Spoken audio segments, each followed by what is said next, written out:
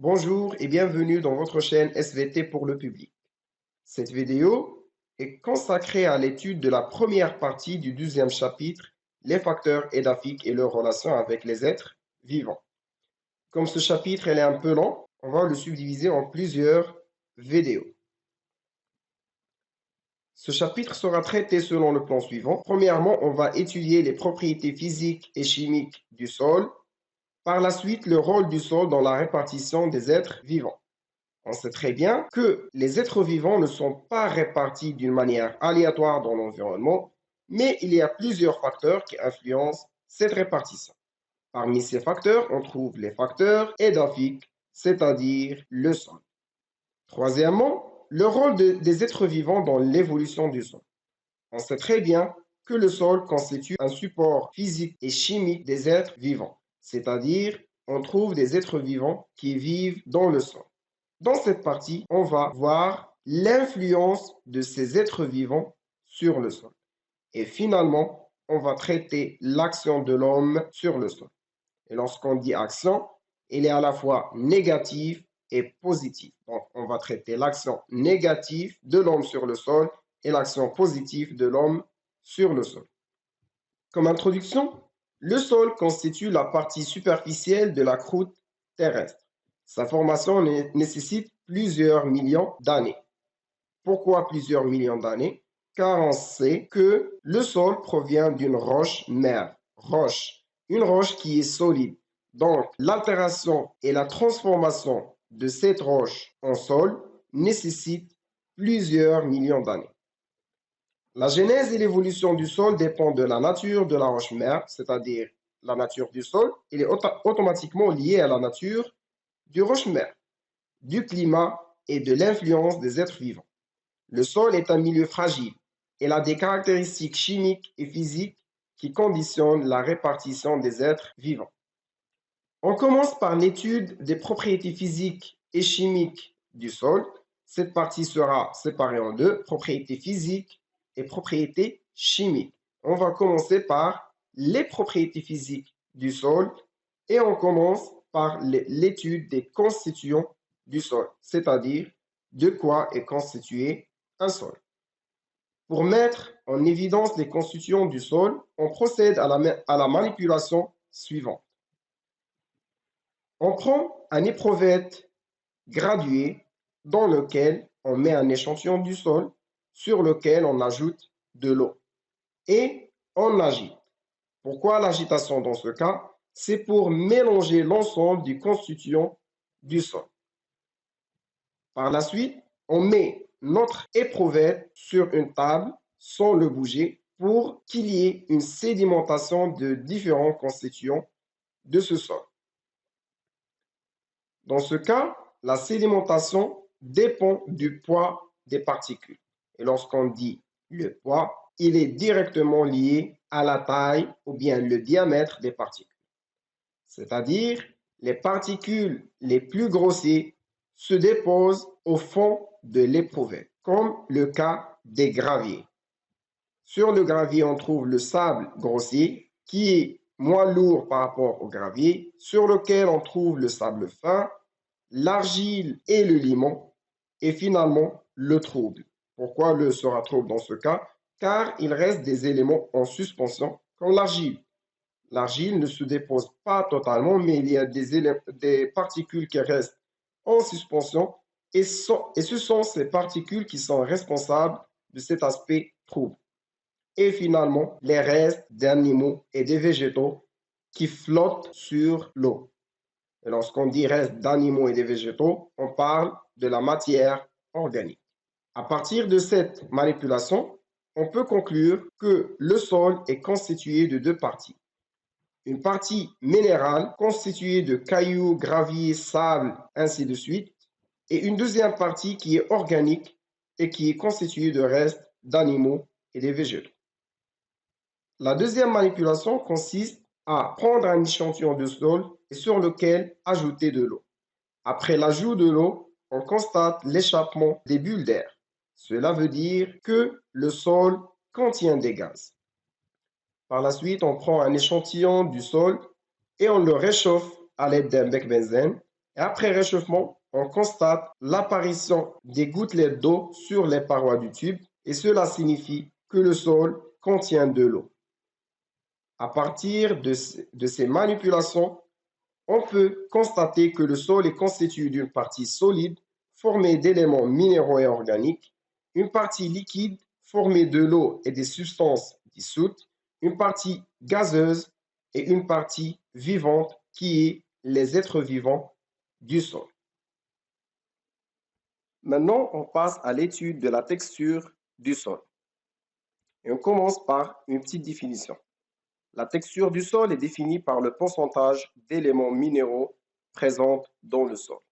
C'est-à-dire, c'est le pourcentage des éléments minéraux qui détermine la texture du sol. Et lorsqu'on parle d'éléments minéraux dans ce cas, on parle des 3 éléments qui ont le sable, l'argile et le limon. Alors, pour déterminer la texture du sol, on doit isoler ces 3 éléments et on doit déterminer leur pourcentage. Pour le faire, on procède à la manipulation suivante. On prend un échantillon du sol et on le traite avec l'eau oxygénée. Le but de l'utilisation de l'eau oxygénée, c'est d'éliminer la matière organique. Par la suite, on traite l'échantillon avec de l'acide chlorhydrique, l'HCl, pour l'élimination du calcaire. Et finalement, le lavage avec l'eau pour l'élimination des traces des éléments chimiques qu'on a utilisés, car ce sont des produits qui sont dangereux et comme on va manipuler l'échantillon à la main, donc on doit éliminer les traces de ces produits chimiques. Par la suite, on place notre échantillon à l'étuve. Et c'est quoi l'étuve? C'est comme un four. Donc l'objectif de l'étuve, c'est d'éliminer ou bien c'est de sécher l'échantillon du sol. Et par la suite, on place notre échantillon au tamisage dans un tamiseur. Sauf que le tamiseur dans ce cas, ce n'est pas un tamiseur normal, mais un tamiseur qui est en série. C'est-à-dire, il est formé par plusieurs tamis dont le diamètre diminue de haut en bas. C'est-à-dire, le tamis en haut a le diamètre le plus élevé. Le deuxième tamis a un diamètre moins élevé que le tamis 1. Le tamis 3 a un diamètre moins élevé que le tamis 2, ainsi de suite, jusqu'au dernier tamis qui a le diamètre le plus faible. Après tamisage, on aura les constituants du sol ou bien les éléments minéraux du sol bien séparés selon leur taille. Et comme on a dit, on s'intéresse seulement au limon, à l'argile et au sable. Donc, on doit les localiser dans les tamis, c'est-à-dire on doit savoir dans quel tamis on va trouver l'argile, dans quel tamis on va trouver le sable et dans quel tamis on va trouver le limon. Et pour le faire, on se base sur l'échelle granulométrique de la texture du sol. Comment lire cette échelle? Les cailloux, c'est les éléments minéraux dont la taille dépasse 20 mm. Les graviers, dont la taille elle est comprise entre 2 et 20 mm.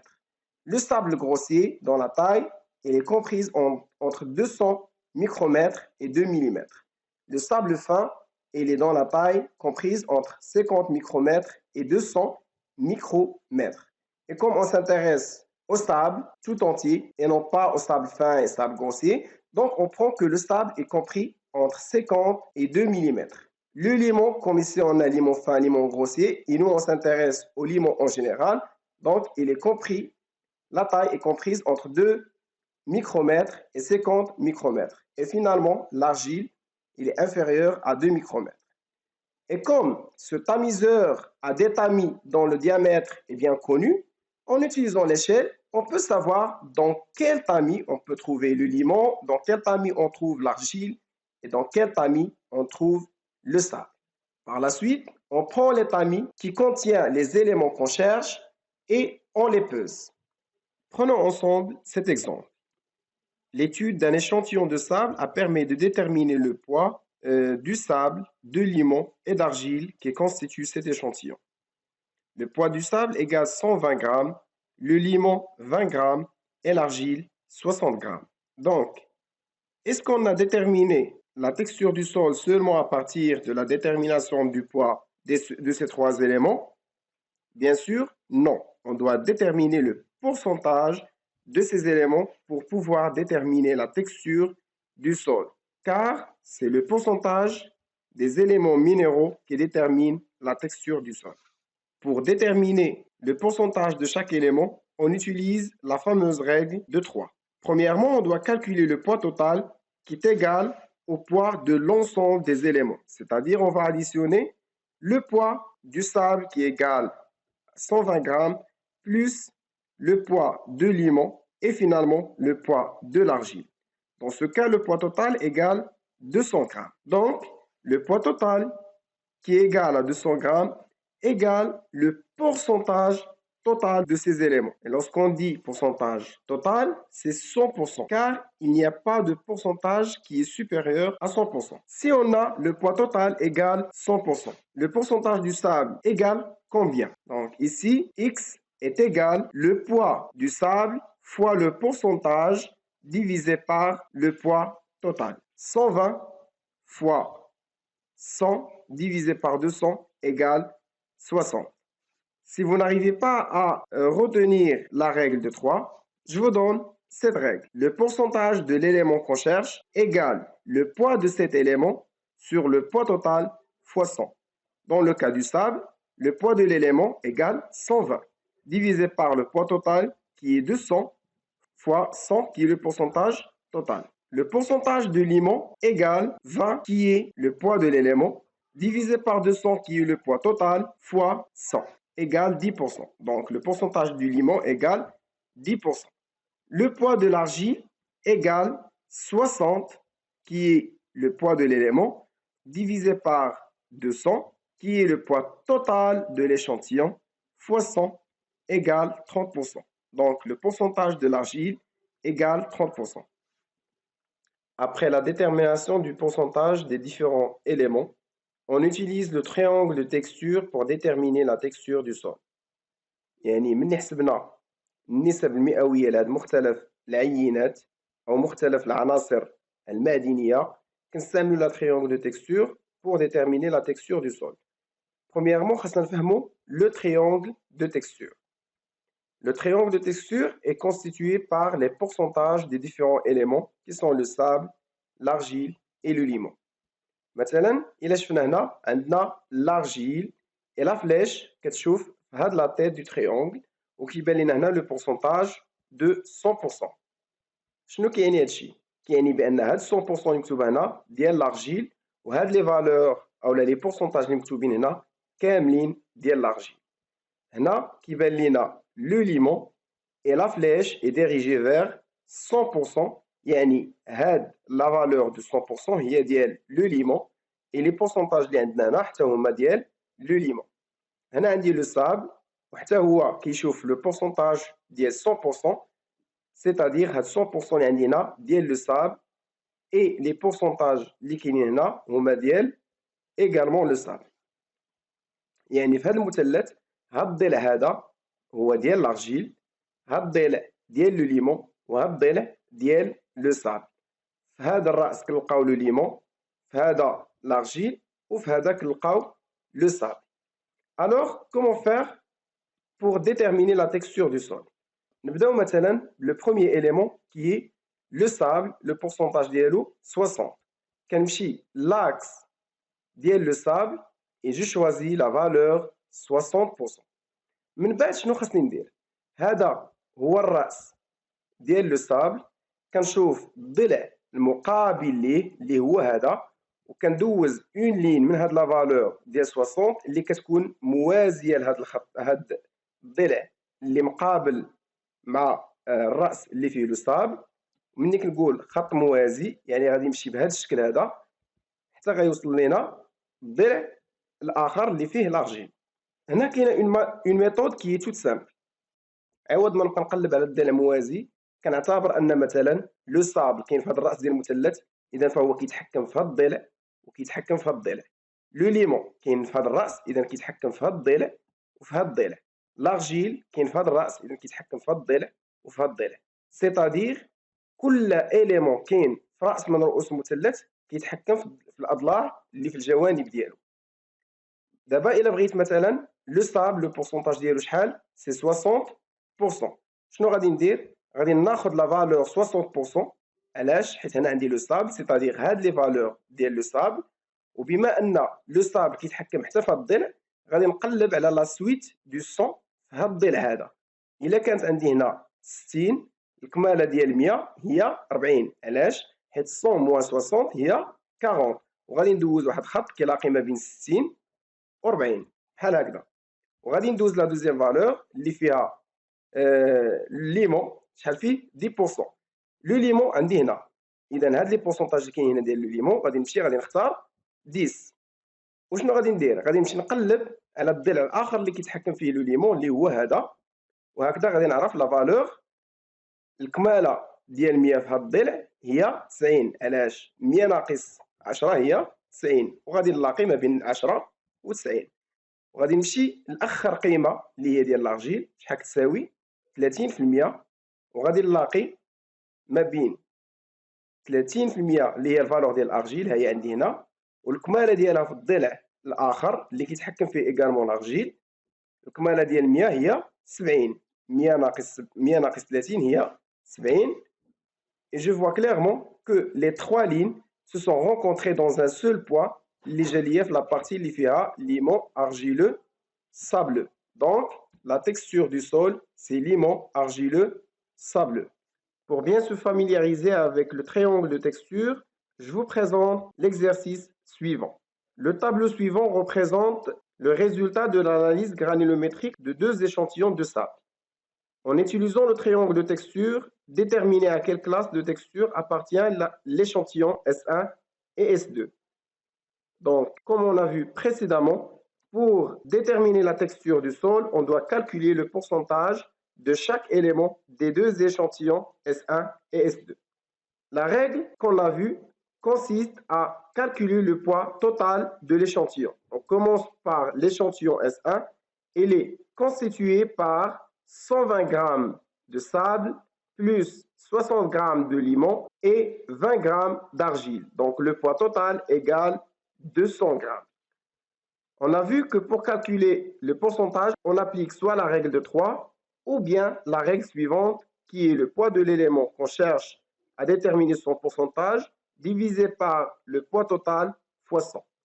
Si on commence par la détermination de pourcentage du sable de l'échantillon S1, le pourcentage du sable égale 120 grammes, qui est le poids de l'élément, divisé par 200, qui est le poids total, fois 100. Dans ce cas, le pourcentage du sable égale 60%. Je vous demande à mettre la vidéo en pause et calculer le pourcentage des éléments qui restent du sol S1 et les trois éléments du sol S2. On corrige.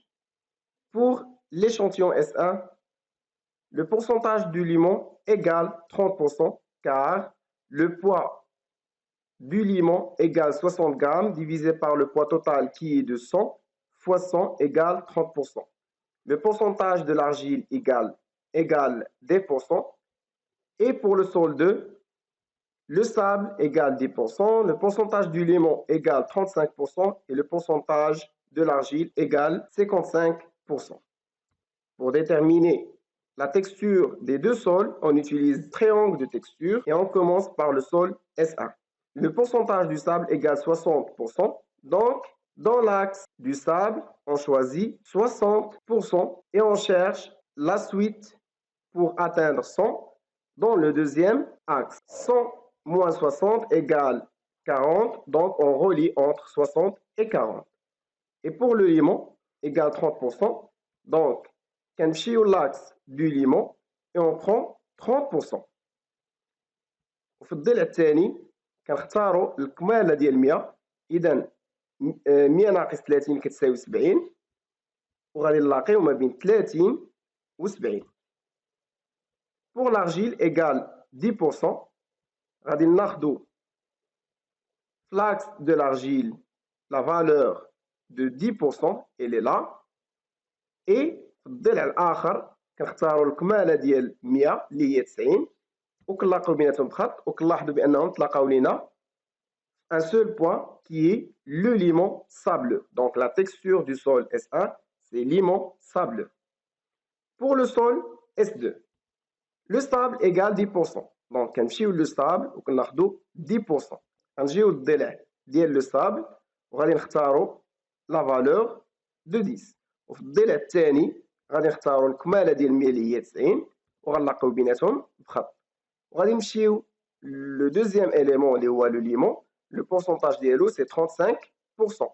وغادي نمشيو للضلع ديال لو ليمون وغادي نختارو 35%. والمقابل ديالها في الضلع الثاني هي 65%. إذا غنلاقيو بين 65 و 35. وبالنسبة للارجيل لو بورسونتاج ديالو هو 55%. إذا غنمشيو للضلع اللي فيه لارجيل وغادي نختارو لا فالور ديال 55% وغنلاقيوها مع لا فالور الثانية كي كوريسبون ا 45%. وغادي نلاحظوا انهم تلاقاو لينا في نقطه واحده اللي هي l'argile.